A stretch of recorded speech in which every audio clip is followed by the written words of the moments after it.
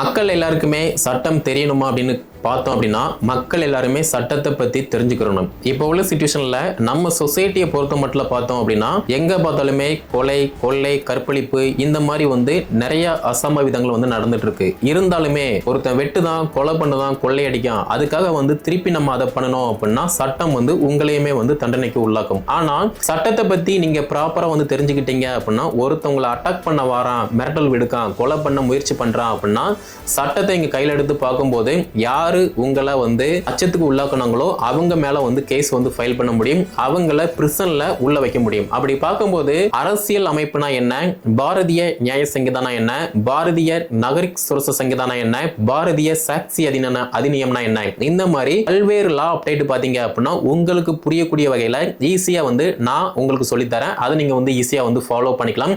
சட்டத்தை பத்தி தெரியும் போது மட்டும்தான் இந்த சமுதாயத்துல நீங்க நான் பாதுகாப்பா சர்வே பண்ண முடியும். ஸோ உங்களுக்கு வேற டவுட்னா கீழே கமெண்ட்ல லீவ் பண்ணுங்க. இதை எல்லாருக்குமே ஷேர் பண்ணுங்க.